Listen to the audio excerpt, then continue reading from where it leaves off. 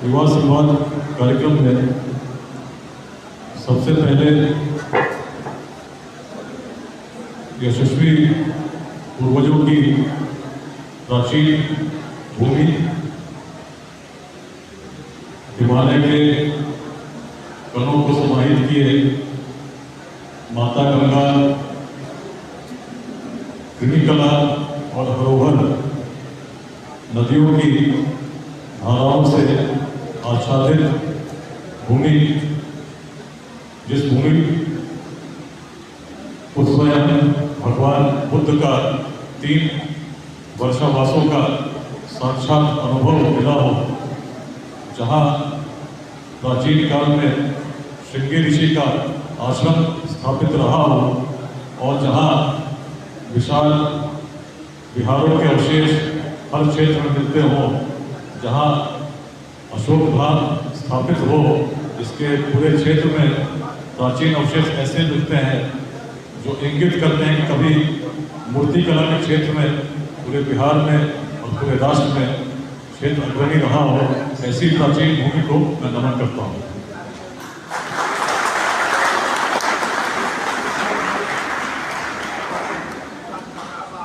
कार्यक्रम में उपस्थित निखिल धनराज जी, डीडीसी लखीसराय, प्रोफेसर अनिल कुमार जी जो शांति निकेतन से विशेष रूप से यहाँ पधारे हैं, विजेंद्र प्रसाद सिंह जी, रूबी कुमारी जी, अकबर अली जी, महेश केवट जी, रामचंद्र पासवान जी, मुनीत झा जी, रामचंद्र शाह जी, लखीसराय अध्याय से जुड़े अमित सिंह जी, बेगूसराय से आए प्रभाकर राय जी, पटना से आए सतीश गांधी जी, यहाँ उपस्थित मुजफ्फरपुर से आए अंकित जी, लखीसराय न्याय के सोनू कुमार जी, बक्सर से आई स्वाति पांडे जी, आकांक्षा चित्रांश जी, विवेक विश्वास जी जो पटना से आए हैं, आशीष जी, राहुल जी, रोशन जी, राजा राम जी, उपस्थित सभी अग्रजों, उपस्थित युवा साथियों, मेरे लिए लखीसराय में रहना या आना कोई अलग अनुभव उस प्रकार से नहीं है, क्योंकि जिस प्रकार से बेगूसराय में जब घूमता हूँ, रहता हूँ, लखीसराय के भी अलग अलग क्षेत्रों में इतने संबंध हैं, बचपन से आना जाना होता रहा है तो घर जैसा ही लगता है। इस अभियान को लेकर पिछले अक्टूबर माह से भौतिक रूप से अलग अलग जिलों में जाकर वहाँ की युवा शक्ति को जागृत करने का मैं प्रयास कर रहा हूँ। उसके 20 जिले पूर्ण हो चुके हैं और आज लखीसराय बिहार का 21वां जिला है जहाँ पर मैं प्रयास कर रहा हूँ।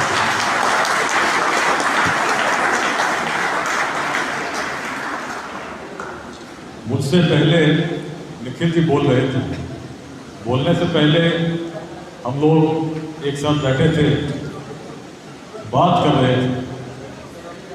उनका प्रश्न बड़ा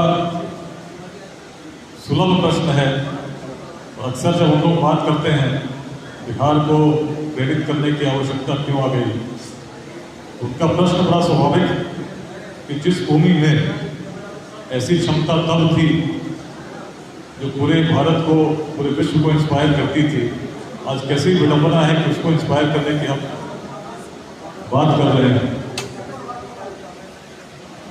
प्रश्न बड़ा स्वाभाविक है और इसीलिए इस प्रश्न के साथ, कुछ प्रश्नों के साथ ही मैं इस संवाद को प्रारंभ करना चाहता हूँ। सबसे पहले इतिहासविद, पुरातत्वविद अनिल जी बैठे हैं, हाल में लाल पहाड़ी पर उत्खनन में भी शामिल रहे, बड़े अच्छे अवशेषों से ज्ञान का प्रसार हुआ। पहला प्रश्न मेरा यही है कि बिहार के इतिहास को जब हम लोग याद करते हैं, उन पलों का स्मरण करते हैं, तो कितने लोगों के मन में एक गौरव का भाव जगता है। कितने लोग बिहार के इतिहास को याद करके गौरवान्वित होते हैं।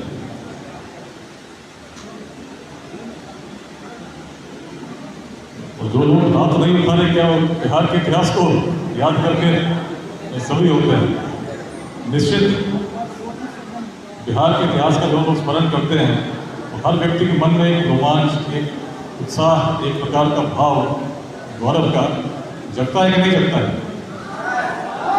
क्यों जगता है? क्या कारण थे? पहला कारण बताइए जिसके कारण सोचते ही मन रोमांचित हो उठता है कि बिहार का इतिहास ऐसा था। बिहार में क्या था?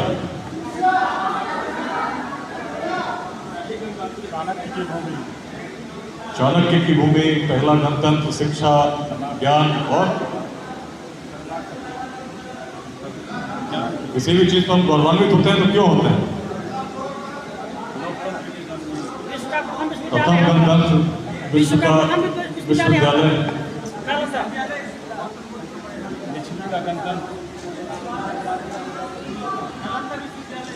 नालंदा विश्वविद्यालय।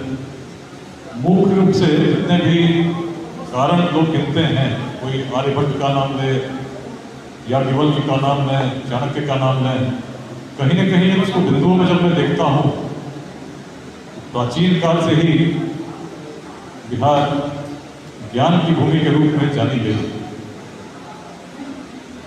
यदि पूरे भारतवर्ष में हम लोग ज्ञान की कल्पना करते हैं तो सबसे पहले सोचते जब जाते हैं, पीछे जाते हैं, तो वेदों को हम लोग ज्ञान के भंडार के रूप में देखते हैं, जिनकी उत्पत्ति, जिनकी दृष्टि मुख्य रूप से पश्चिमोत्तर भारत में हुई, जिसमें आज का राजस्थान, पंजाब, पाकिस्तान का क्षेत्र रहा।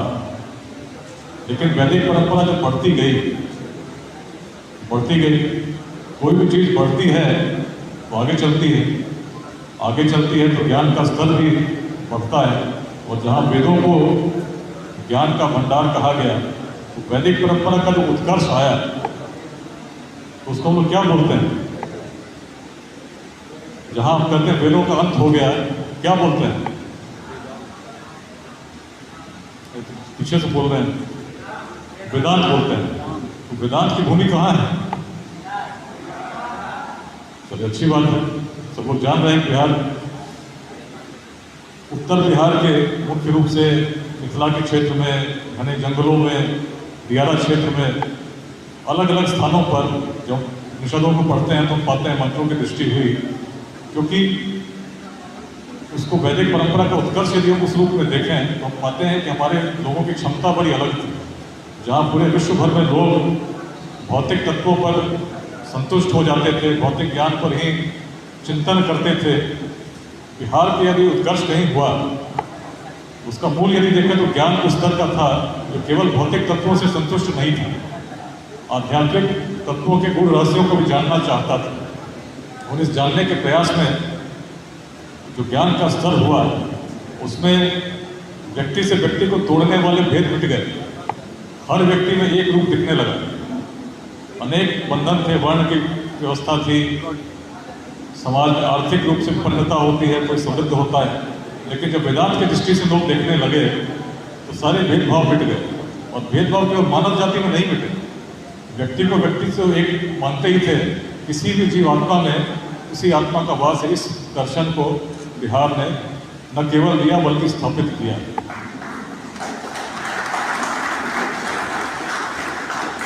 और यदि हम गर्व करते हैं, जहाँ इस तरह का ज्ञान होगा, जब व्यक्ति ज्ञानी होता है तो हर क्षेत्र प्रभावित होता है। तो ज्ञान जब ऐसा उस प्राचीन काल में रहा, चीज़ें बढ़ती गई तो आने वाले समय में विश्वविद्यालय स्थापित हुए। विश्वविद्यालयों के तो हम नाम जानते हैं, नालंदा के रूप में, विक्रमशिला के रूप में, बड़े विश्वविद्यालयों के रूप में। लेकिन बिहार के किसी भी क्षेत्र में आप जाएंगे तो अलग अलग छोटे छोटे विद्यालयों के अवशेष मिलते हैं। हाल में लखीसराय में जो खुदाई हुई, उसमें भी एक बड़े बिहार का अवशेष प्रकाश में आया। अलग अलग क्षेत्रों में प्रमाण मिलते हैं, जिससे पता चलता है। लेकिन यदि मूल में हम जाएँ तो जहाँ ज्ञान की ऐसी परंपरा रही हो, उसने कहाँ कहाँ प्रभावित किया। मैं जब देखता हूँ तो बिहार को ज्ञान की भूमि के रूप में देखता हूँ, शौर्य की भूमि के रूप में देखता हूँ। शौर्य की भूमि इसलिए क्योंकि मगध साम्राज्य को तो सभी जानते हैं, किस प्रकार अखंड भारत का साम्राज्य निर्मित हुआ। लेकिन उससे भी बहुत पहले उस प्राचीन काल में जब बिल्कुल उस सूत्र में जाते हैं तो महाभारत को जब पढ़ते हैं तो महाभारत में जरासंध का नाम कितने लोग सुने हैं? उनका वध कैसे हुआ था कितने लोग जानते हैं? सब लोग जानते हैं, लगभग सब लोग जानते हैं। क्या जरासंध को सीधे युद्ध में पराजित कर पाए थे? कैसा युद्ध हुआ था?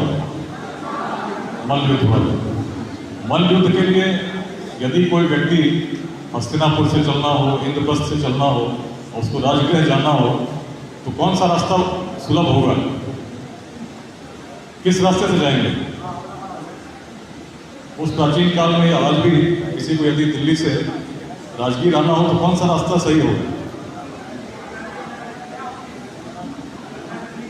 गंगा के किनारे आएंगे, प्रयाग पार करेंगे, काशी पार करेंगे, पाटलिपुत्र आएंगे और फिर राजगीर की ओर जाएंगे। यही तो सुलभ रास्ता है, सबके समझ में आती है।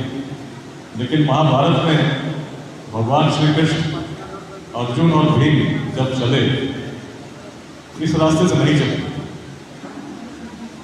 वनों के माध्यम से नेपाल गए। नेपाल के वनों में छुपते हुए गंडक के किनारे उत्तर बिहार में प्रविष्ट हुए। गंडक के किनारे चलते चलते सोनपुर के पास उन लोगों ने नदी पार की और नदी पार करके जब गोरखगिरी, जिसको बराबर की गुफाओं के नाम से हम लोग जानते हैं, उस पर चढ़े तब भगवान श्री कृष्ण ने भी कहा कि इस नगर को सीधे युद्ध में जीतना संभव नहीं। सोचिए क्या प्रभाव रहा होगा जिसका वर्णन भगवान श्री कृष्ण उस समय जब करते ही थे, कि जब चले थे तब उन्होंने कहा था कि जब कंस का वध हुआ तो कंस के संबंधी रहे जरासंध को इतना क्रोध आया कि उन्होंने अपनी गदा घुमाकर फेंकी और गदा मथुरा के समीप जाकर गिरा। उनके भय से मुझे भी अपनी राजधानी बदलनी पड़ी और द्वारका जाना पड़ा।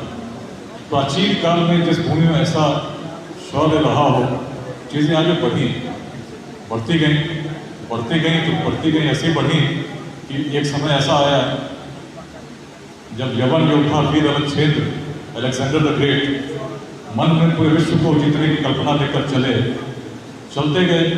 यूरोप में कोई देश बाकी नहीं रहा जहाँ विजय प्राप्त नहीं हो सकी। उस समय का सबसे समृद्ध शक्तिशाली राष्ट्र माने जाने वाला पर्शिया पराजित हुआ। लेकिन जब भारत की तरफ बढ़े तो यहाँ पर चीजें स्वाभाविक नहीं थी। जितने आसानी से यूरोप में जीतते जा रहे थे, पर्शिया पराजित हुआ था। भारत में जब पहला युद्ध हुआ तभी पूरे यवन सैनिकों को भारत की शक्ति का अनुमान हो गया। भारत में यदि पंजाब तक आप आए तो उसका कारण तक्षशिला नरेश भी थे जिनके द्वारा संधि कर दी गई थी, नहीं तो वहां तक नहीं पहुंच सकते थे। पर्वतराज पुरस को भी पराजित कर पाए तो उसका भी कारण था, युद्ध में स्थितियां तो प्रतिकूल थी, लेकिन सेना जान चुकी थी कि भारत की क्षमता क्या है। और भारत की क्षमता उस समय, जैसा अभी प्रोफेसर अनिल कुमार बता रहे थे, भारत के उस समय के इतिहास को यदि पढ़ते हैं तो मगध के इतिहास के रूप में हम देखते हैं। और जब यवन सैनिकों के स्कंधावर में इस प्रकार की कल्पना चलने लगी कि जब मगध की सेनाएं चलती हैं तो उनकी धूल में सूर्य भी छिप जाता है, कभी मच गई।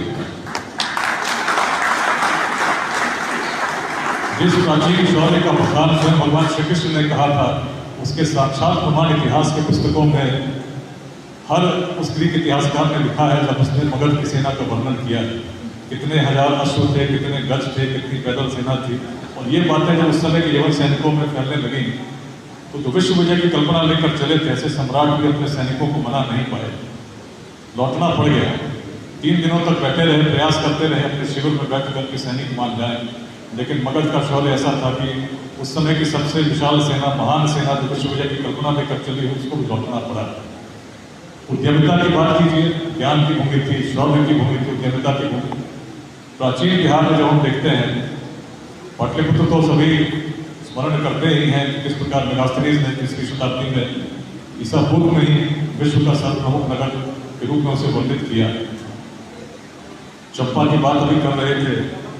चंपा एक ऐसे वाणिज्यिक स्थल के रूप में प्रतिष्ठित थी, स्थापित थी, जिसमें पूरे यूरोप से, दक्षिण पूर्वी एशिया से, अरब से व्यापारी आया करते थे, और जो भी आते, आप कहीं जाते हैं तो उस क्षेत्र को देखकर प्रभावित तो होते ही। मन में दृष्टि अच्छी भी हो सकती है, खराब भी हो सकती है, लेकिन चंपा का प्रभाव ऐसा था, इस तथ्य से प्रमाणित हो जाता है जब हम वियतनाम को याद करते हैं। 1500 वर्षों तक यदि आप आज भी गूगल पे चंपा टाइप करेंगे, भागलपुर की चंपा की शायद सर्च में आपको लिस्ट बहुत पीछे कहीं मिलेगी, लेकिन जिस चंपा को पूरा विश्व जानने लगा वो वियतनाम था, जो दूसरी शताब्दी से लेकर 17वीं शताब्दी तक चंपा के नाम से जाना गया। इसलिए जाना गया क्योंकि वहाँ से व्यापारी जब आते थे, चंपा को देख कर जाते थे, इतने प्रेरित हो गए। और इसीलिए जब निखिल बोलते हैं कि जब उस भूमि में ऐसी प्रेरणा थी जो न केवल भारतवर्ष बल्कि पूरे विश्व को प्रेरित कर रही थी, उसको प्रेरित करने की आवश्यकता क्यों आ गई? आवश्यकता आ गई। बिहार के इतिहास पर जब गौरवान्वित करने की बात हुई, सबने हाथ उठाया। ये बताइए, बिहार जिस समय मार्ग नहीं था आज की भांति, भगवान बुद्ध को भी 3 महीनों तक वर्षावास में रहना पड़ता था क्योंकि जा नहीं सकते थे, मार्ग ही नहीं थे, सेतु भी नहीं थे, कहीं जाते कैसे? आज की भांति प्रौद्योगिकी नहीं थी, कुछ समय के लिए बिजली बंद हो गई, कितनी असहजता की स्थिति पूरे सभागार में हुई, माइक बंद हो जाता है तो एक व्याकुलता की स्थिति आ जाती है। लेकिन जिस काल में न संचार के माध्यम थे, न प्रौद्योगिकी उन्नत थी, न मार्ग थे, क्या बात थी जो व्यक्ति को व्यक्ति से जोड़ती थी? उस काल में यदि हम जोड़कर एक अखंड भारत के साम्राज्य का निर्माण कर पाने में सक्षम हो सके, अग्रणी भूमिका अपने इतिहास में हमने निभाया, जिसको हम कहते हैं कि भारत का इतिहास बिहार का इतिहास है, तो चीज़ें तो आगे बढ़नी चाहिए थी।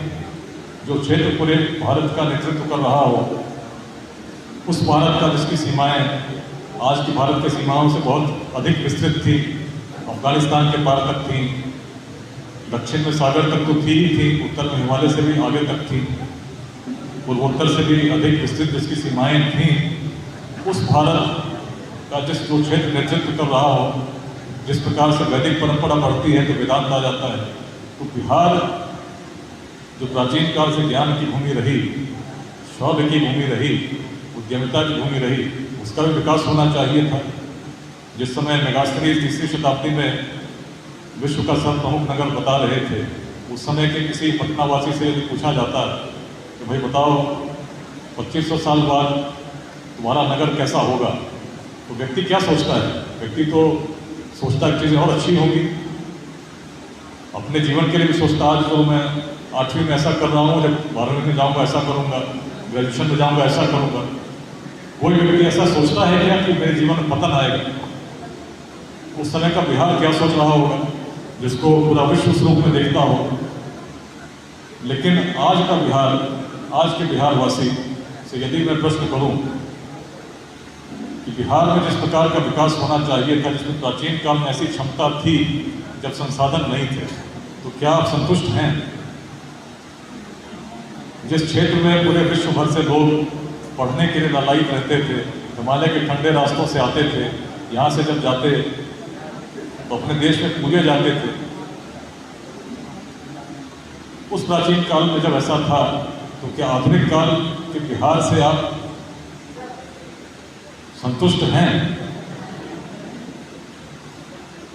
जिस बिहार में पूरे दुनिया भर से लोग पढ़ने आते थे, यदि वहाँ से विद्यार्थियों को बाहर जाना पड़े तो क्या चिंता की बात नहीं?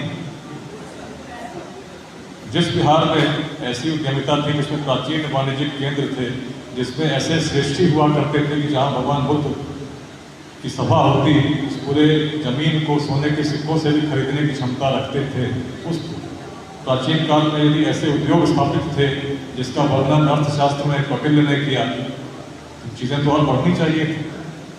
बढ़नी चाहिए थी कि नहीं बढ़नी चाहिए? तो आज के बिहार को देखकर कितने लोग चिंतित होते हैं? लगभग सभी जो गौरवान्वित हैं चिंतित भी हैं। कितने लोग बिहार के भविष्य को उज्जवल देखना चाहते हैं? सभी चाहते हैं, लेकिन यदि जैसा चल रहा है वैसा ही चलता रहा तो भविष्य उज्जवल होगा क्या? क्या कारण थे कि उस समय जब मार्ग नहीं थे, प्रौद्योगिकी नहीं थी, संचार के माध्यम नहीं थे, तब हम ऐसा कर पा रहे थे। आज क्यों नहीं कर पा रहे? आज तो माइक भी है, रोड भी है। तब तो भगवान बुद्ध को भी रुकना पड़ जाता था, लेकिन आज तो साधारण व्यक्ति भी वायुयान से भी सफर कर सकता है।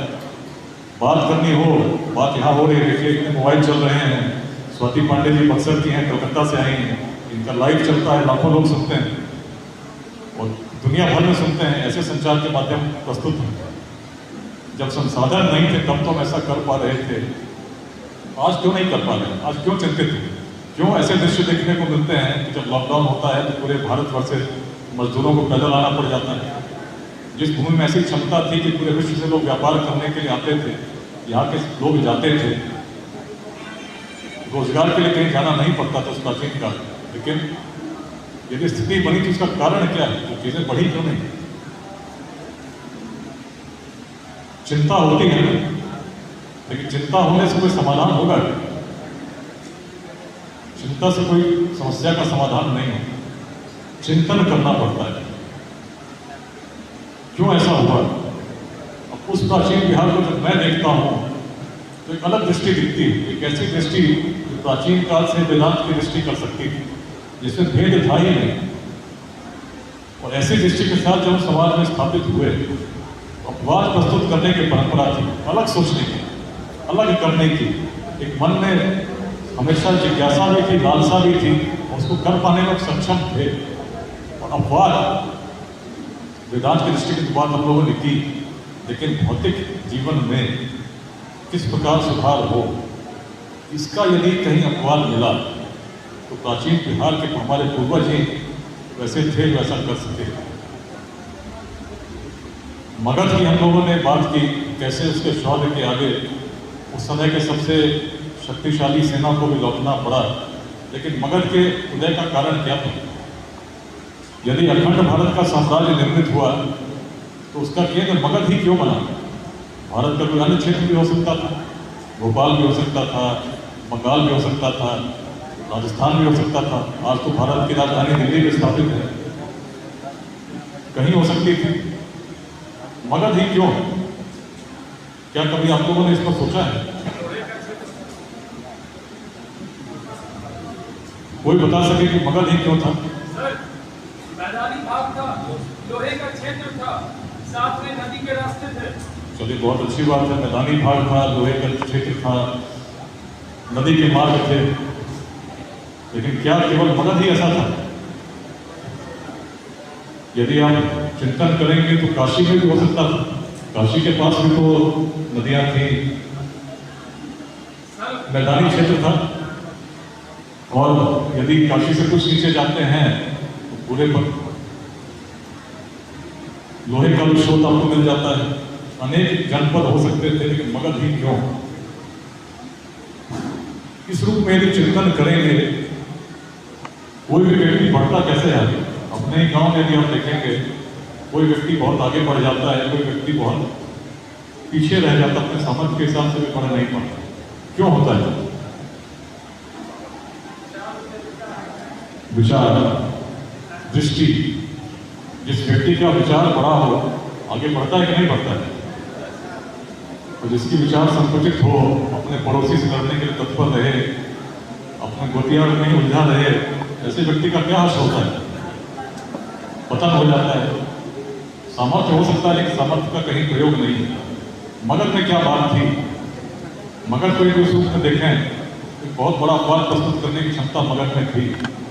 उस समय के यदि सभी महाजनपदों को हम देखते हैं तो अपवाद कहाँ मिलता है? वैशाली में तो मिलती ही है। जो वैशाली उस वज्जी महाजनपद की राजधानी थी, जिसमें पूरे उत्तर बिहार का क्षेत्र उस रूप में समाहित था कि जिसके उत्तर में हिमालय, दक्षिण में गंगा, पूर्व में कौशिकी और पश्चिम में गंडक नदी स्थापित थी। उस क्षेत्र में वज्जी महाजनपद स्थापित थी। वज्जी महाजनपद में कितने गणराजा चुने जाते थे? अभी लोगों ने बात की कि विश्व का पहला गणतंत्र था, तो कितने गणराजा उसमें चुने जाते थे? अरे, अब तो अच्छा इतिहास की जानकारी रखते हैं, बताइए। सर, पूरा श्योर है, लेकिन 80 तक हाँ, तो हिमालय से लेके गंगा तक के क्षेत्र में कितने गणराजा चुने जाते थे? नहीं बोले, सुन रहा हूँ मैं। सर पूरी तरीके से श्योर नहीं हूँ, लेकिन मुझे लगता है कि 80 गणराज थे उसमें से। नहीं, गणराजा कितने चुने जाते थे? 14। 16 महाजनपद तो पूरे भारत में थे। मैं बात 25 महाजनपद की कर रहा हूँ और पूछ रहा हूँ उसमें कितने गणराजा चुने जाते थे? अपने बिहार की बात है, कहीं विदेश की बात नहीं।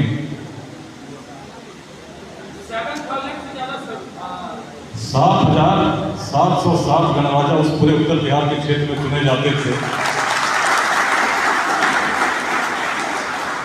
और जो चुने जाते थे प्रति वर्ष वैशाली के संथागार में बैठकर सर्वसम्मति से अपने गणाधिपति का चयन करते थे, मंत्रिपरिषद का चयन करते थे। कैसे संभव हो सका? आज तो माइक है, फिर भी इतनी समस्या होती है वार्ता करने में। 10 लोग बिहार में मिलते हैं तो क्या होता है? 10 लोग जो पहले से परिचित नहीं हो, कोई कक्ष में बिठा दीजिए कि जब बातचीत शुरू होती है तो क्या शुरू होती है? विचारों का मिलन नहीं होता तो बात की बात हुई। पहली बात आपके मन में क्या आती है? राजनीति की भी चर्चा होती है, लेकिन पहली बात तो किसी व्यक्ति को आप मिलते हैं, क्या जानना चाहते हैं? जाति पूछते हैं। अब मेरा नाम तो विकास वैभव है, नाम में माता पिता ने जाति लगाई नहीं। मुझसे भी पूछते हैं तो भाई पहले पूछते हैं कहाँ के हो, उससे भी पता नहीं चला तो पिताजी का नाम पूछते हैं कि नहीं पूछते हैं। लेकिन यदि इस प्रकार की भावना बिहार में तब रही होती तो क्या 7,707 गणराजा बैठकर जो चुने गए थे सर्वसम्मति से अपने गणाधिपति को चुन पाते? जब न टेक्नोलॉजी थी, न इस प्रकार के व्हाट्सएप ग्रुप थे। आज लेट्स इंस्पायर बिहार के व्हाट्सएप ग्रुप में 35,000 से अधिक लोग जुड़ गए हैं। उस समय तो जोड़ने की कोई बात थी ही नहीं, लेकिन कैसा मन का भाव था जो व्यक्ति को व्यक्ति से जोड़ने की क्षमता रखता था। कल्पना कीजिए उस समय की, जब जातियां थीं लेकिन जातिवाद उस प्रकार से हावी नहीं था। जातियां तब भी थीं, लेकिन जातिवाद अगर हावी रहा होता तो मगध में किसी नंद वंश का उदय नहीं होता। सभी महाजनपदों को आप देखेंगे तो अपवाद वैशाली में मिलती है, जिसने सिद्ध किया कि कोई व्यक्ति भी शासन कर सकता है, उसका किसी परिवार से होना आवश्यक नहीं, और उसको क्षमता के अनुसार, गुणों के अनुसार हम चुन सकते हैं। हमारे पूर्वजों की दृष्टि थी कोई व्यक्ति शासन कर सकता है। और जब राजतंत्र की बात आई तो राजतंत्र में भी, जहाँ पूरा विश्व में लगभग एक रूलिंग क्लास बन चुका था, भारत में भी यह मान्यता थी जो शास्त्रों में भी स्थापित थी कि क्षत्रिय वर्ण का व्यक्ति ही शासक बन सकता है। मगध ने अपवाद प्रस्तुत किया, और अपवाद प्रस्तुत किया जब क्षमतावान व्यक्ति शासक बने तो मगध का विस्तार हुआ। ऐसा विस्तार हुआ जिसके कारण समय के साथ मगध की शक्ति बढ़ती गई, और उस समय के विश्व की सेना भी जो सबसे शक्तिशाली थी उसको भी लौटना पड़ा। यदि मूल में हम जाते हैं तो हम देखते हैं सोच बड़ी थी, तो भेद भाव के उस रूप में व्यक्ति को व्यक्ति से तोड़ती नहीं थी, जोड़ने की क्षमता रखती थी, क्षमता का सम्मान करना जानती थी। यदि ऐसा नहीं हुआ तो मगध में नंद वंश नहीं होता, तो आगे जाकर गुप्त वंश भी नहीं आया होता। लेकिन जो भी स्वर्णिम काल हमारा रहा उसमें हम देखें हमारी दृष्टि बहुत बड़ी थी। यदि सहयोग की भावना नहीं रही होती तो व्यक्ति को व्यक्ति से जोड़ना तो दूर की बात है। इतने विशाल भारत में जिसकी सीमाएं आज से बड़ी हैं, उसमें छोटे छोटे राज्यों को, गणराज्यों को जोड़ना बिना संसाधनों के तब तक संभव नहीं होता जब तक हमारी दृष्टि बड़ी नहीं होती। और यही कारण था कि अखंड भारत का साम्राज्य यदि कहीं बना तो उसका केंद्र मगध था, बिहार थी। लेकिन जिनके पूर्वजों की सोच ऐसी थी, उनके वंशज यदि वो सोच का धारण नहीं करेंगे तो क्या होगा? यदि कोई रथ जिसको 4 पशुओं को मिलकर खींचना हो, उसमें चारों पशुओं में समन्वय नहीं हो, एक आगे जाना चाहे, कोई पीछे जाने की बात करे, कोई दाहिने चले, कोई बाएं चले, अलग अलग दिशाओं में चलने लगे, तो रथ की गति क्या होगी? रथ आगे बढ़ेगा क्या? और जिस समाज में लोग खंड खंड में बांटकर रखते होंगे, 10 लोग के व्यक्ति अगर एक साथ बैठे तो सोचे होंगे कि भाई दूसरा व्यक्ति किस जाति का है, इसके हिसाब से मैं तय करूंगा कि इससे मित्रता करनी है या नहीं करनी है, अपनी बातें साझा करनी है या नहीं करनी है।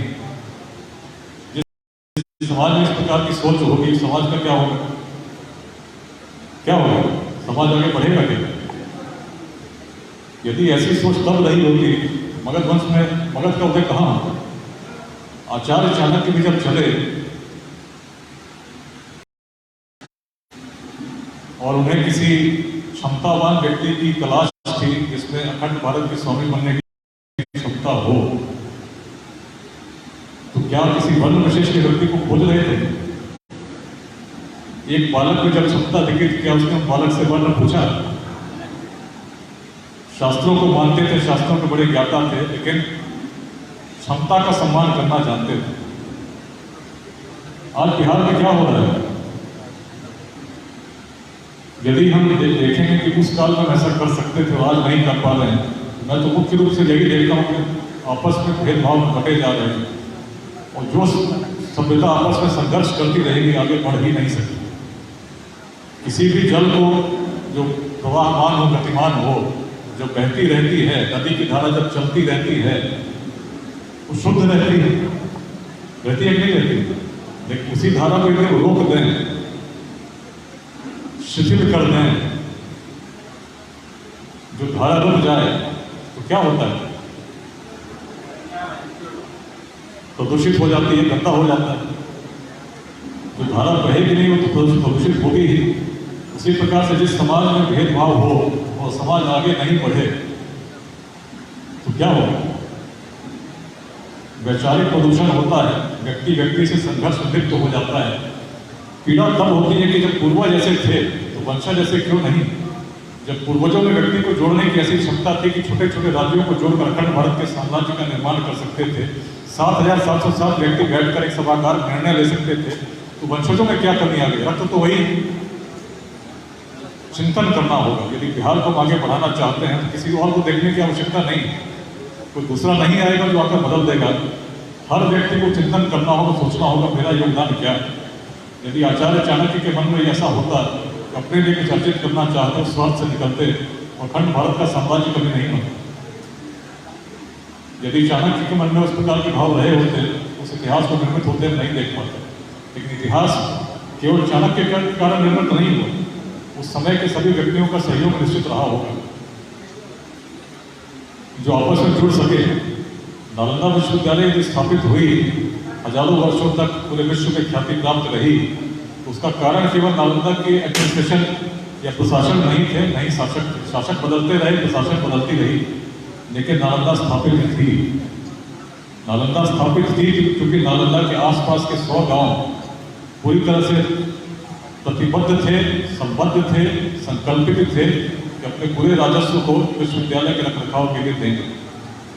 इसलिए नहीं कि उनके बच्चे उस विश्वविद्यालय में पढ़ें, लेकिन मन में उस विश्वविद्यालय को स्थापित देखना चाहते थे। किसी भी क्षेत्र में उत्कर्ष तब होता है जब लोग सहयोग की भावना से आगे बढ़ते हैं। वैशाली की हम लोगों ने बात की, वैशाली में जिसमें लोगों की ऐसी क्षमता रही हो कि जब लोकतंत्र की कहीं कल्पना थी ही नहीं, उस समय एक गणतंत्र की स्थापना होती हुई हम लोगों ने देखी, सहयोग की भावना देखी। लेकिन जब मगध का विस्तार हो रहा था तो मगध बढ़ना चाहता था। वह मगध जिससे यमन सैनिक भी डर जाया करते थे, वह भी उस वैशाली से डरता था, क्योंकि वैशाली की वैचारिक क्षमता अधिक थी। वैशाली से सीधे भी तुम्हें मगध भिड़ना नहीं चाहता था। दोनों में संधि थी, गंगा किनारे से जो भी व्यापार होगा, गंगा के मध्य जो भी व्यापार होगा, उसमें दोनों महाजनपदों में आपस में बराबर बराबर हिस्सा बांटा जाएगा। अनेक बिंदुओं पर सहमति थी, लेकिन सहमति तब टूटी जब वैशाली के लोगों ने उसका उल्लंघन करना प्रारंभ कर दिया। तब मगध नरेश के अजातशत्रु अपने अमात्य वसाकार को उन्होंने भगवान बुद्ध के पास भेजा और भगवान बुद्ध से पूछने को कहा कि बताओ वैशाली का पतन कैसे होगा। वैशाली के कारण मगध बढ़ नहीं पा रहा है। बसाकार जब पहुंचे तो भगवान बुद्ध अपने शिष्य आनंद के साथ बैठे थे। बसाकार ने उनसे जब पूछा, भगवान बुद्ध ने अपने शिष्य से कहा, क्या वैशाली में नित्य सभाएं होती हैं?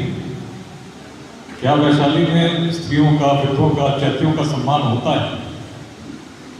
क्या वैशाली में राष्ट्रीय विषयों पर सहमति बन पाती है? सभी उत्तर लगभग स्वीकारात्मक थे। तब भगवान बुद्ध ने कहा था कि जब तक ऐसे सहयोग की भावना वैशाली में रहेगी, वैशाली का कभी पतन नहीं होगा, अभिवृद्धि ही होगी। और इस बात को लेकर जब अमात्य बसाकार मगध पहुंचे, उन्होंने बताया,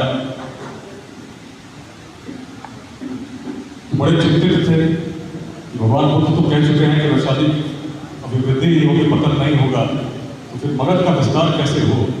लेकिन सम्राट की दृष्टि अलग थी। सम्राट बात समझ गए। उन्होंने कहा कि भगवान बुद्ध की बात तो सही है, जो बोले उससे तो होगा ही, लेकिन ध्यान तो उन्होंने क्या कहा? उन्होंने कहा है, जब तक सहयोग की भावना होगी तब तक पतन नहीं होगा। जिस दिन वैशाली वासियों में फूट पड़ गई, वहीं से वैशाली के पतन की कथा प्रारंभ हो जाएगी।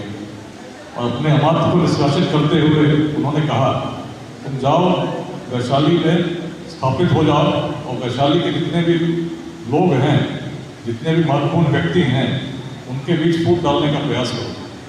3 वर्ष लगे ऐसी शक्तिशाली वैशाली, ऐसी प्रबुद्ध वैशाली, उच्च विचारों पर स्थापित वैशाली पतन होने में समय नहीं लगा। 3 वर्षों में ऐसे उपद्रव होने लगे कि राष्ट्रीय विषयों पर भी सहमति नहीं बन पा रही। जहाँ 7,707 व्यक्ति मिलकर चयन कर लेते थे, जब वैचारिक संघर्ष होने लगा तो स्थिति ऐसी बन गई कि 3 वर्षों के बाद युद्ध का वातावरण निर्मित हुआ और जो मगध की सेनाओं ने वैशाली पर आक्रमण किया तो प्राचीन वैशाली नष्ट हो गई। उसके बाद वैशाली पुनः कभी जीवित न हो सकी, मगध में समा गई।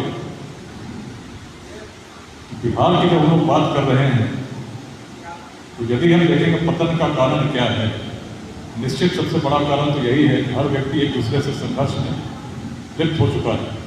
और जब संघर्ष करेंगे तो आगे कहाँ जा पाएंगे? प्राचीन उदाहरण तो बहुत गौरवान्वित हो सकते हैं, चिंतित हो सकते हैं वर्तमान पर, लेकिन भविष्य को यदि बदलना है तो सोचना होगा कि हम कर क्या रहे हैं। हर व्यक्ति को हम बदल नहीं सकते, लेकिन अपने स्वयं का दायित्व तो ले ही सकते हैं। हो सकता है कहें, सबको कहें कि बदल जाओ, तुम ऐसा कर लो, वो तो शायद नहीं हो पाएगा। लेकिन अपने लिए जो मैं कर सकता हूँ उसको करने में किसने रोका है? आचार्य चाणक्य यदि सोचते कि भाई अपने आप कुछ बन जाएगा तो बनता क्या? परिवर्तन तभी होता है जब कोई व्यक्ति खड़ा हो जाता है, अपने विचारों के साथ दूसरों को प्रेरित करता है, प्रभावित करता है, और यदि उसके विचारों में इतनी शक्ति हुई तो निश्चित चीजें बदल जाती हैं। तो भार्गव जी बात कर रहे थे, अब लेट्स इंस्पायर बिहार की परिकल्पना मैंने क्यों छुट्टी के दिनों में आराम कर सकता था। चिकू जी बैठे हैं, बात हो रही थी, तो इतनी गर्मी में कार्यक्रम कैसे होगा। लेकिन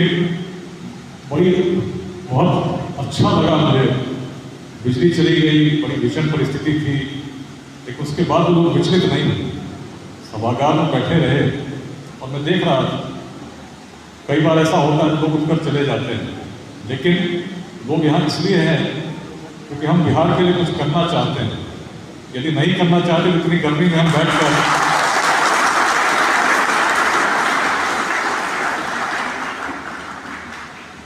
तो मैं भी, जैसा मैंने बताया, 21 जिलों में घूम चुका हूँ। मुझे भी यदि मन में बिहार के लिए कुछ नहीं होता है कि बिहार में युवा हमारा जगह, तो समय तो बीतता जाएगा। राजा राम मोहन राय से उनके पिताजी ने पूछा, इतना प्रयास कर रहे हो, क्या तुम्हें लगता है सती प्रथा मिट जाएगी? क्या लगता है कितने वर्ष लगेंगे? तो राजा राम मोहन राय ने कहा, शायद 100 वर्ष। बोला 100 वर्ष लगेंगे, उतनी तो तुम्हारी आयु भी नहीं, लेकिन इतना प्रयास क्यों कर रहे हो? तो राजा राम मोहन राय ने कहा, अभी तो प्रयास कर रहा हूँ तो 100 वर्ष लगेंगे, लेकिन अभी भी प्रयास नहीं किए तो शायद 1000 वर्ष लग जाएंगे।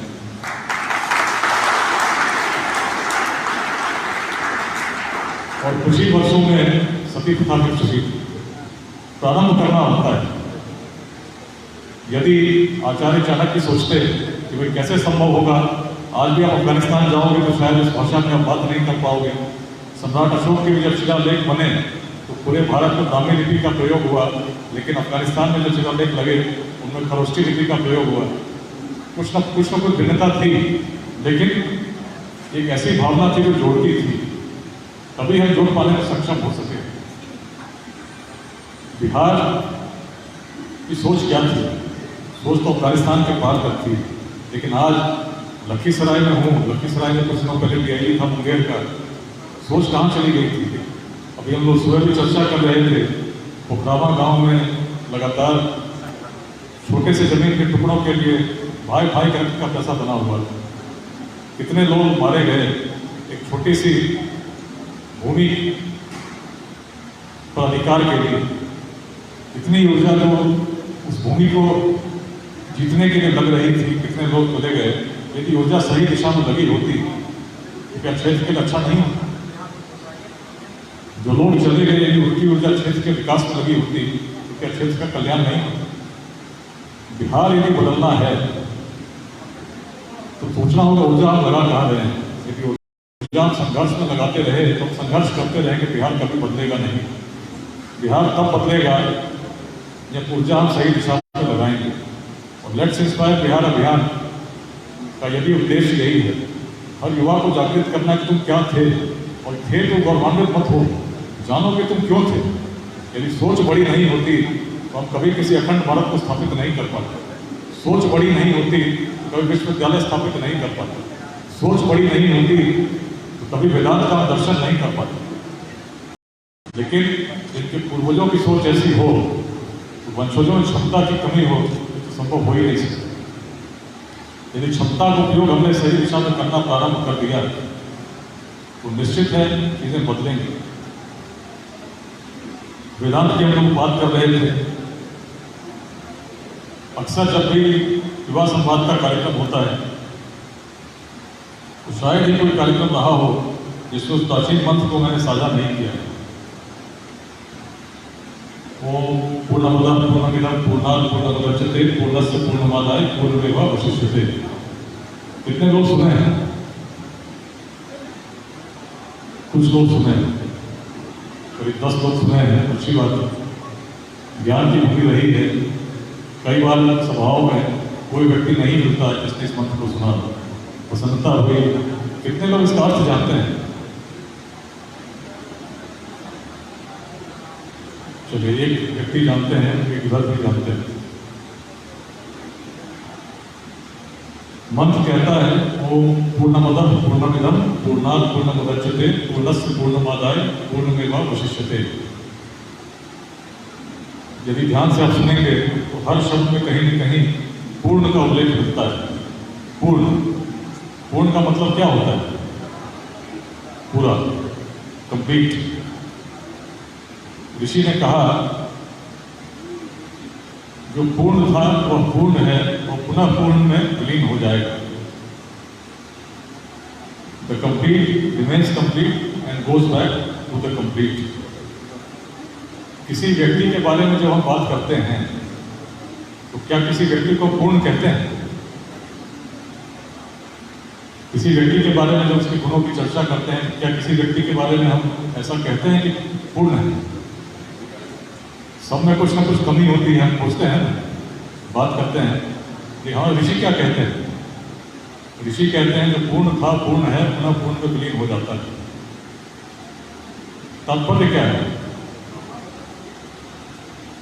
जैसे किसी सोने के टुकड़े को यदि हम काटते हैं तो छोटे से छोटा जो कण होता है उसमें क्या गुण मिलते हैं?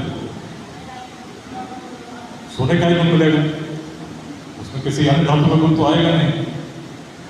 तो कितने लोग सुने हैं कि हर आत्मा में परमात्मा का अंश होता है? लगभग सभी सुने हैं। तो यदि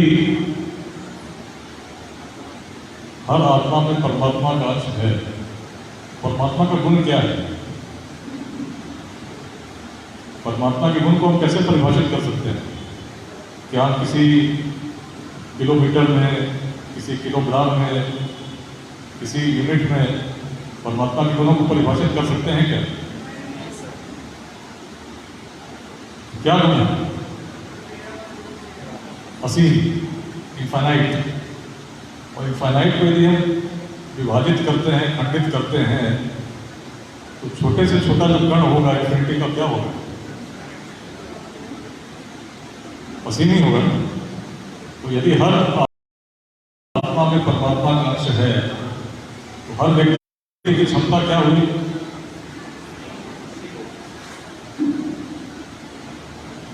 क्या क्षमता होगी? तो जब पूरे सृष्टि को संचालित करने की क्षमता आप में है, तो तब यदि हम कहते हैं कि कोई लक्ष्य कठिन है, तो क्या उचित है? इसीलिए तो स्वामी विवेकानंद कहते थे, यदि स्वयं को दुर्बल कहते हो, समझते हो, कमजोर समझते हो, सबसे बड़ा महापाप। जिसके भीतर पूरी सृष्टि को संचालित करने की क्षमता हो, समस्त सृष्टि की शक्तियां हो, यदि वह कहता है कोई लक्ष्य कठिन है, तो उसने अपनी आंखों पर पट्टियां बांध रखी। आवश्यकता पट्टियां हटाकर सोचने की है। कोई भी अवरोध मन की एक सीमा मात्र है। बिहार के बारे में जब मैं सोचता हूँ, और जब लेट्स इंस्पायर बिहार अभियान के बारे में सोचता हूँ, तो मेरी आशा इसलिए है कि मैं बिहार के हर गांव में, हर नगर में बैठे हर उस व्यक्ति में उसी प्राचीन ऋषि की दृष्टि स्थापित देखता हूँ जो कहता है कि क्षमता असीम है। और इतिहास प्रमाणित करता है कि एक व्यक्ति भी जब जाग जाता है, अपनी क्षमताओं को जान जाता है, चीज़ें बदल जाती हैं। चाणक्य के समय हम लोगों ने होते देखा। अपने जीवन काल में छोटा सा जीवन काल मेरा रहा, उसमें जब एसपी के रूप में काम करता था, उसमें भी जो अनुभव मिले, उन्होंने भी यही सिद्ध किया कि कुछ भी असंभव नहीं। बहुत पुरानी बात नहीं है, 2006 की बात कर रहा हूँ, व्यक्तिगत अनुभव साझा करना चाहता हूँ। पटना का सिटी एसपी रहा करता था। दिन भर अपराध होते थे, बहुत व्यस्त रहा करता था। किडनैपिंग्स हुआ करती थी, और एक किडनैपिंग पटना में हुई तो रातों की नींद उड़ जाती थी। अनेक रातों तक सोते नहीं थे जब तक व्यक्ति मिल न जाए। अखबारों में अलग अलग सुर्खियाँ लगती थी, जिसको देखकर बड़ी पीड़ा होती थी। रोड पर लोग मोमबत्तियों के साथ मार्च निकाला करते थे, देखकर ग्लानि भी होती थी कि हम कर क्या रहे हैं। बड़ी अजीब मनोदशा होती थी जब कोई किडनैपिंग हो जाती थी। उसी अवस्था में रातों रात मेरी पोस्टिंग बघा हुई। बघा भेजने का कारण उस समय ऐसा था कि 4 किसानों की हत्या हो गई थी। पुलिस के विरुद्ध लोगों के द्वारा आंदोलन किया गया था। पुलिस फायरिंग हुई थी, 2 लोग मारे गए। बड़ी अशांति की स्थिति थी। उसमें मैं नया उस समय IPS में था, तो मुझे भेजा गया। बघा का नाम मैंने सुना जरूर था, लेकिन ज़्यादा जानता नहीं। केवल इतना जानता था कि वहाँ टाइगर प्रोजेक्ट है और घने जंगल हैं। लेकिन बघा पहुंचकर धीरे धीरे क्षेत्र को समझने लगा। बचपन से ही मन में बिहार के लिए कुछ करने की लालसा थी।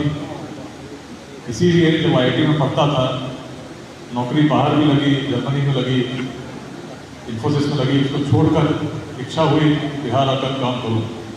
कि बाहर जाऊँगा, अपने लिए तो कमा लूँगा, लेकिन लौट के आऊँगा और स्थितियों में कोई परिवर्तन नहीं होता देखूँगा। तो स्वयं से तो सवाल अवश्य पूछूंगा कि मैंने इसमें क्या किया, मेरा क्या योगदान। इसी भाव को लेकर जब बिहार आया था, अनेक बार मैंने साझा किया किस प्रकार जब IIT की तैयारी कर रहा था, प्रश्न पत्र लीक हुए, बड़ी पीड़ा हुई। जिस ज्ञान की भूमि बिहार थी, उसमें इस प्रकार के लोग कैसे हो गए। IIT में पढ़ता था तो गर्मी की छुट्टियों में घर नहीं आ पाता था। पिताजी मना किया करते थे कि अच्छे कॉलेज में पढ़ते हो, बेगूसराय के रहने वाले हो, पकड़ के शादियाँ हो जाती हैं। तो बड़ी अजीब परिस्थितियों में जिस बचपन को मैंने देखा, मन में इच्छा थी बिहार के लिए कुछ करना है और किसी से रुकेंगे नहीं, झुकेंगे नहीं। बघा जब पहुँचे तो बघा में एक बड़ी अजीब परिस्थिति थी। पटना में किडनैपिंग्स होती थी तो फ़ोन पर कॉल आता था, गैंग्स के द्वारा पैसे मांगे जाते थे। लेकिन बघा में फ़ोन नहीं आता था। कोई व्यक्ति बड़ी सूची लेकर लिफाफे में दे जाता था, जिसमें लिखा रहता था अलग अलग प्रकार के सामानों का नाम, राशि लिखी रहती थी, कितना बोरा चावल चाहिए, कितना आटा चाहिए, किस प्रकार की सब्जी चाहिए, कितने मुर्गे चाहिए, कितने देशी विदेशी शराब की सामग्री चाहिए, कितने चांद मार्का की लुंगी चाहिए। और इस सूची के साथ नीचे लिखा रहता था जय मां दुर्गे, बिहार सरकार और गैंग का नाम। और स्थिति ऐसी विकराल थी कि इंस्टॉलमेंट में पेमेंट की भी सुविधा थी। यदि एक बार नहीं दे पाए तो दोबारा जाकर फिर दे सकते हैं, नहीं तो फिर उठा लिया जाएगा। और उसके बारे में जब जानना शुरू किया, पहली किडनैपिंग हुई उस समय के बाद मैं भी बड़ा विचलित हुआ। इस पटना में सो नहीं पाते तो शायद यहाँ भी वही स्थिति होगी। लेकिन जब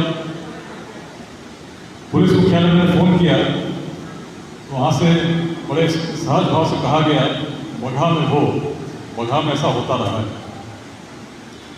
लोगों से बात हुई तो लोग कहते कि महर्षि वाल्मीकि की भूमि है, उनके समय से अपराध चलता है, तो यहाँ से अपराध मिट ही नहीं सकता। चंपारण से अपराध का समाप्त होना संभव नहीं है।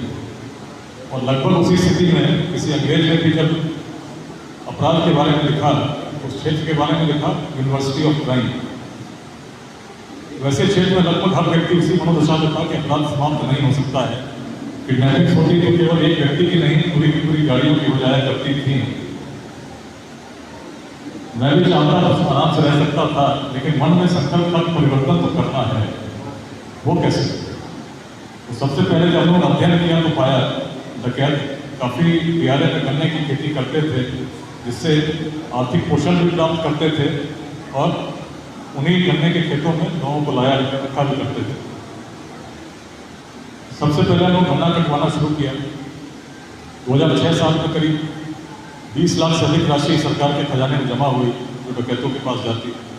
आर्थिक रीढ़ टूटी, मुठभेड़ें हुई, लोग मारे गए। लेकिन ऐसा तो पहले भी हुआ था, अनेक ऑपरेशन चले थे जिनके नाम भी अलग अलग थे, व्हाइट पैंथर, ब्लैक पैंथर। यदि आप बिहार में इतिहास को पढ़ेंगे किस प्रकार के गैंग्स चंपारण में काम करते थे। लेकिन परिवर्तन तब आया जब मन की बात हम लोगों ने करनी शुरू की। जितने भी डकैत थे उनके परिवारों से हम लोगों ने संवाद स्थापित किया। मुठभेड़ों से, गन्ना कटने से अपराध समाप्त नहीं, लेकिन उन लोगों से हम लोगों ने अपराध के उस परिकल्पना पर ही प्रहार शुरू किया जो कहते थे कि महर्षि वाल्मीकि की भूमि है और महर्षि वाल्मीकि के समय से यहाँ अपराध होता है। हम लोगों ने कहना प्रारंभ किया, आप कहते हैं कि महर्षि वाल्मीकि की भूमि है, लेकिन रत्नाकर यदि रत्नाकर रहे होते तो क्या विश्व किसी वाल्मीकि को जानता?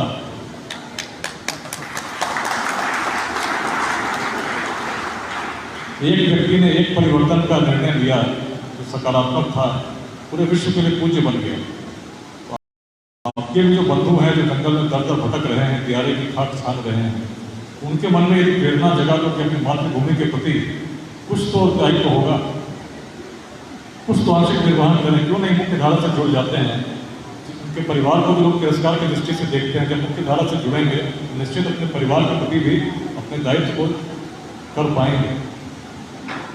मन की बात जब मन से निकलती है, मन को छूती है। और यही कारण रहा कि बगहा जैसे क्षेत्र में जहाँ लोग मानते थे कि अपराध मिट नहीं सकता, केवल एक वर्ष में 2007 में 5 अपहरण हुए और 2008 में संख्या 0 पर आ गई, जहाँ तक 150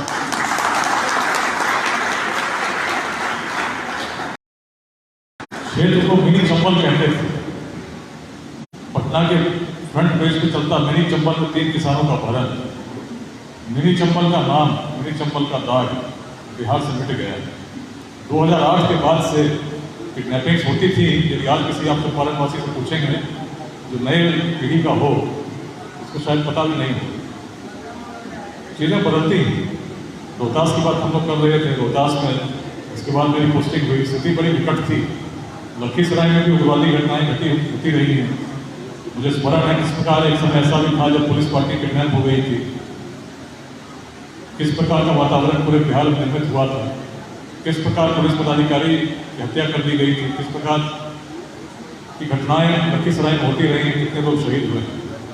रोहतास की स्थिति इससे भी विषम थी, तो लखीसराय मुख्य रूप से मैदानी क्षेत्र है, लेकिन जैसे कभी लखीसराय में न्यायालय पर पहाड़ी से आए लोग को आक्रमण कर छुड़ा ले गए, तो रोहतास में तो पूरा पहाड़ी क्षेत्र ही था। लगभग 1/3 क्षेत्र कैमूर की पहाड़ी थी, जिसके ऊपर पुलिस का कोई पोस्ट नहीं था, और हजारों किलोमीटर के जंगल में प्राचीन रोहतास का दुर्ग अवस्थित था, जिसके बारे में मुगल लेखकों ने भी लिखा कि दुर्ग को बल से नहीं केवल छल से ही जीता जा सकता है। परिस्थिति ऐसी थी कि गुरुवार इतने भीषण रूप में था। वर्ष 2006 में विक्रमगंज में पटना से 2 घंटे के रास्ते पर एक डीएसपी शहीद हुए। अनेक थानों पर आक्रमण हुआ था, अनेक पुलिसकर्मी हर वर्ष शहीद होते थे। परिवर्तन तो होना था, परिवर्तन तो करना था। इस ध्येय के साथ जब रोहतास पहुंचे तो प्रारंभ में पुलिस की तरह घूमना शुरू किए, गोलियां भी चली, बगल से चली।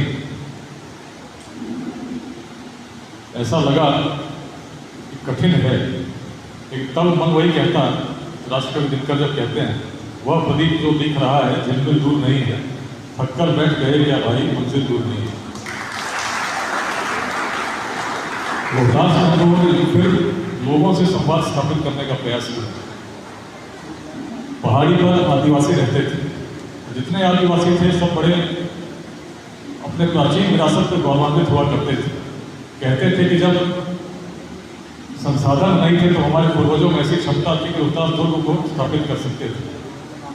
उन्हीं से हम लोगों ने इस प्रकार से कहना शुरू किया, पूर्वज इतने यशस्वी थे तो तुम में क्या कमी, ऊर्जा सही दिशा में लगाओ, संघर्ष नहीं सहयोग करना प्रारंभ कर दो कि चीजें बदल जाएंगी।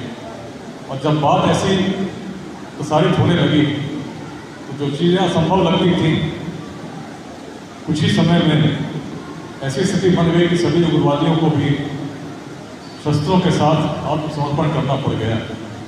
आज रोहतास शांत है, जहाँ कभी गोलियों से स्वागत होता था, इस बार दिसंबर में जब गए वहीं आदिवासी पूरे क्षेत्र में पुष्पगुच्छों से, वाद्य यंत्रों से स्वागत कर रहे थे। आदिवासी लड़कियां नृत्य कर रही थी, आदिवासी लड़के ढोल बजा रहे थे। क्षेत्र में परिवर्तन आ गया। विरासत से प्रेरणा लेकर जब लोग चिंतन प्रारंभ कर देते हैं, अपने समय में कुछ करना का प्रयास करते हैं, निश्चित चीजें बदलती हैं। तो साक्षात रूप में मैंने देखा है, और इसीलिए इस अभियान में पूरे बिहार हर जिले में घूमकर मैं प्रयास कर रहा हूँ कि लोग जुड़ें। और मन की बात जब निकलती है निश्चित मन को प्रभावित करती है। इसका प्रमाण यही है कि आज की स्थिति में केवल 1 वर्ष में व्हाट्सएप ग्रुप्स में स्वैच्छिक रूप से 35,000 से अधिक लोग जुड़ चुके हैं। इतनी भीषण गर्मी में भी इतने देर से हम लोग सुन रहे हैं, क्योंकि मन में संकल्प है कुछ करना है। लेकिन करना क्या है? ऊर्जा सही दिशा में लगाना होगा। यदि भटक गए हैं तो समझाना होगा। जो लोग जाति के नाम पर, संप्रदाय के नाम पर संघर्ष किए जा रहे हैं, उनको यदि बदलना है तो सबसे पहले स्वयं को बदलना होगा। अपने आचरण से सिद्ध करना होगा किस प्रकार का मार्ग का अनुसरण लोगों को करना चाहिए। 100 व्यक्ति भटके हुए हों, उनके समक्ष यदि 5 व्यक्ति प्रस्तुत हो जाएं जो सही बात बताने वाले हों, तो 100 लोग क्या सही मार्ग पर नहीं जाएंगे? प्रयास करना होगा, प्रेरित करना होगा, बताना होगा। केवल बातों से संभव नहीं है। जो सक्षम है उनको सामने आना होगा, उनका सहयोग करने के लिए जिनको उसकी आवश्यकता है। और इसी आह्वान पर जो हम लोगों ने कहा कि ऊर्जा शिक्षा के विकास में लगाएं, समतामूलक समाज के निर्माण में लगाएं, उद्यमिता के विकास में लगाएं, तो उसका असर होने लगा है। पटना में, भागलपुर में, जमुई में, समस्तीपुर में ऐसे संस्थान सामने आए हैं जो भोजन और आवासन के साथ गरीब बच्चों को प्रतियोगिता परीक्षाओं की तैयारी कराने के लिए जुट गए हैं। अभी पटना में कुछ दिनों पहले मैंने उद्घाटन किया था, जिसमें 12,000 व्यक्ति पूरे बिहार में विद्यार्थी बैठे थे। उसमें से चुनकर 40 गरीब बच्चों का हम लोगों ने चयन किया। उसी प्रकार भागलपुर में भी 40 बच्चों का चयन हुआ, समस्तीपुर में हुआ, जमुई में हुआ। यदि हम चाह जाएं तो क्या लखीसराय में संभव नहीं है? यदि समाज जाग जाए, नालंदा यदि स्थापित थी तो इसलिए स्थापित थी कि 100 गांवों का सहयोग उसे पूरा मिलता था। यदि हम चाह जाएं कि लखीसराय जो प्राचीन काल में प्रेरणा के नाम से स्थापित थी, लोग चीन से आते थे, ह्यूनसांग आए, उन्होंने पूरा वर्णन लिखा, ऐसी प्रेरणा का प्रसार हम आज क्या नहीं कर सकते जिसके कारण फिर से हम उस रूप में स्थापित कर सकें? कर सकते हैं कि नहीं कर सकते हैं? क्या लोग केवल म्यूजियम देखने आएंगे या कुछ आधुनिक चीज़ भी ऐसी बननी चाहिए जिसको देखने लोग आएँ? म्यूजियम देखकर प्रेरणा नहीं लेंगे, प्रेरणा वही खत्म हो जाएगी। प्रेरणा तब लेकर तब वर्तमान में योगदान प्रारंभ कर देंगे तो निश्चित ही जैसे कभी ह्यूनसांग चीन से चलकर आए थे, लोग आने वाले समय लखीसराय को देखने आएंगे, श्रृंगी ऋषि के आश्रम को देखने जाएंगे यदि उस प्रेरणा को हमने वास्तविक रूप में प्रसारित कर दिया। बात केवल प्रतियोगिता परीक्षाओं की तैयारी की नहीं है, उससे बिहार का विकास नहीं होगा, वह भी एक जरिया है, एक माध्यम है विद्यार्थियों को विद्या का प्रसार।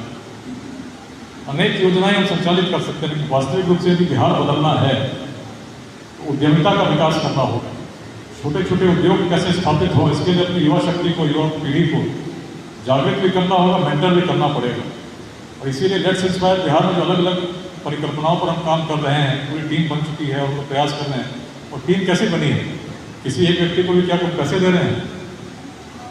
आप लोग आए हैं क्या किसी को बुलाया गया था, आमंत्रित किया गया, बट किसी को कोई मालूम है कि मिलना तो कुछ है नहीं, सुनना है, इसी रूप में जुड़े हैं। ऐसे लोगों द्वारा जब प्रयास हो रहा है तभी संभव हो सका कि अलग अलग 4 जिलों में लोग, अभी पटना में 100 बच्चों को निःशुल्क शिक्षण की जिम्मेदारी एक अलग संस्थान ने ली है जो रेलवे और बैंकिंग की तरह तैयारी कराती है। एक संस्थान यूपीएससी के लिए 30 बच्चों को चयन कर रही है, प्रक्रिया चल रही है जिसमें उनको मुफ्त कोचिंग देगी ताकि वैसे लोग आए। ये यही है कि जब आएँ ईमानदारी से काम करें, समाज ने जिन्हें कुछ दिया है समाज के प्रति बेईमानी से काम ना करें, बस यही स्वार्थ को लेकर ऐसे बच्चों को हम तैयार करने का प्रयास कर रहे हैं। लखीसराय आया हूँ, जिस जिले में भी जा रहा हूँ, कुछ दिनों पहले बेगूसराय में था, एक कार्यक्रम चल रहा था, वहाँ भी एक इंजीनियरिंग कॉलेज के लोग आए थे। कार्यक्रम में उन लोगों ने अभियान के बारे में सुना, कॉलेज देहरादून में, लेकिन उन लोगों ने संकल्प ले लिया कि 5 बच्चों को हम निःशुल्क इंजीनियरिंग की पढ़ाई प्रायोजित कर देंगे। अभी 5 जून को पटना में वाइब्रेंट बिहार ग्लोबल कॉन्क्लेव चल रहा है। लेट्स इंस्पायर बिहार के अनेक अध्याय विदेशों में भी स्थापित हैं। बिहार के बाहर रहने वाले जो लोग विदेश में रहते हैं उनको भी हम लोग जोड़ पाने में सफल हो रहे हैं। उनके द्वारा बिहार में निवेश कैसे किया जाए, इस पर एक कार्यशाला का आयोजन पटना के चंद्रगुप्त इंस्टीट्यूट में हम लोग करने जा रहे हैं। उद्देश्य ये कि उद्यमिता को हम बढ़ाएं कैसे, उद्योग कैसे स्थापित हों।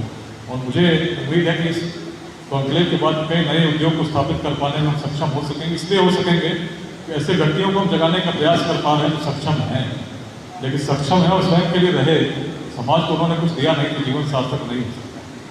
व्यक्ति को स्थापित हो जाना चाहिए परिश्रम के साथ, लेकिन जीवन में संतुष्टि तभी मिलती है जब निस्वार्थ भाव से कुछ न कुछ समाज को देते हैं। आज जिस विद्यापीठ में हम भाषण दे रहे हैं, संबोधन चल रहा है, इसका निर्माण भी तभी संभव हो सका जब समाज को देने की भावना के साथ इसके निर्माण के लिए पहले पत्थर की नींव रखी गई।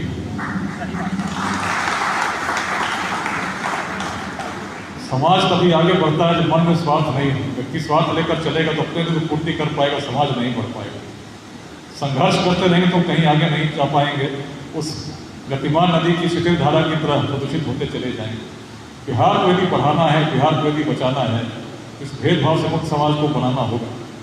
जातियों के नाम पर यदि लड़ते रहोगे तो बच्चों को बाहर ही जाना होगा, रोजगार के लिए बाहर ही जाना पड़ेगा। लेकिन यदि बिहार में शिक्षा का विकास हमने किया, हर विद्यालय के साथ हम जुड़े, ऐसी टीम बनाकर हम लोगों ने काम करना प्रारंभ कर दिया, तो क्या शिक्षकों को हम सुधार नहीं सकते? क्या विद्यार्थियों में हम शिक्षा का प्रसार नहीं कर सकते? क्या क्षमता नहीं? हर क्षमता तो हम लिए बैठे हैं, लेकिन लगा कहाँ रहे हैं? आपस में संघर्ष करने में व्याप्त होते जा रहे हैं। सही दिशा में लगाना होगा। इसी उद्देश्य से हमने कहा कि हर प्रखंड में लेट्स इंस्पायर बिहार के अध्याय बने, जो लोगों को जोड़ने का काम करें। समाज को नुकसान दुर्जनों के दुष्कृत्यों से उतना नहीं होता जितना सज्जनों की निष्क्रियता से होता है। कौन क्या कर रहा है, कौन क्या कह रहा है, सोच कर यदि दिग्भ्रमित होते गए तो परिवर्तन नहीं होता। परिवर्तन के लिए तो स्वयं खड़ा होना होता है और स्वयं स्थापित होते हुए दूसरों को लेने का प्रयास करना होता है। और जिस भूमि में पहले प्राचीन काल में क्षमता थी व्यक्ति को व्यक्ति से जोड़ने की, उसमें क्षमता आज नहीं हुई है संभव है। अपवाद प्रस्तुत करने की परंपरा हमें तब भी थी। पूरा भारत आज भी जातियों के नाम पर संघर्ष कर रहा है। यदि संघर्ष में सबसे अधिक कहीं कर रहा है तो क्षेत्र बिहार है। यदि अपवाद बनकर हम प्रस्तुत हो गए, बिहार ने वो सिद्ध कर दिया जो भारत देखना चाहता है, निश्चित पुनः उस रूप में स्थापित हो जाएंगे जिसमें इतिहास हमें जानता था। जैसे भारत का इतिहास कभी बिहार था, यदि बिहार जाग गया, उसको जगाने में सफल हो गए, तो अपने जीवन काल में ही हम देखेंगे कि भारत का भविष्य भी बिहार ही होगा। लेकिन ये बातें केवल बातों से नहीं, चिंतन करना होगा, चिंता त्याग कर चिंतन करना होगा, संघर्ष त्याग कर सहयोग करना होगा। जिस अभियान की परिकल्पना आप लोगों ने की, हजारों लोग आज जुड़े हैं, इस श्रृंखला को हर युवा मन तक पहुंचाना होगा, क्योंकि युवा शक्ति असीम शक्ति है जो बिहार के भविष्य को बदल सकती है। जिस प्रकार चाणक्य ने अपने जीवन काल में अखंड भारत की स्थापना कर दी, तब तो संसाधन भी नहीं थे। हर उपलब्ध संसाधन का प्रयोग करके यदि हम आगे बढ़ते चले गए, तो जैसे कभी उस क्रिमिनल को स्थापित कर पाए थे जहाँ भगवान बुद्ध भी 3 वर्षावासों तक रहे, जहाँ विश्व भर से लोग आते थे, देखते थे, उनके प्रमाण मिलते हैं। निश्चित ही भविष्य से उज्ज्वल पाएंगे और आने वाली पीढ़ियाँ हम पर गर्व करेंगी। इतिहास बार बार अवसर नहीं देता है। चिंतन कीजिए, यदि ये स्थिति बनी रही तो जिस जल में धारा रुक जाती है, प्रदूषण बढ़ता जाता है। यदि चीज़ों को गतिमान करना है, संघर्षों को मिटाकर बिहार को आगे ले जाना होगा। इन्हीं शब्दों के साथ सभी को पुनः अभिनंदन करते हुए अपनी वाणी को विराम देता हूं। धन्यवाद।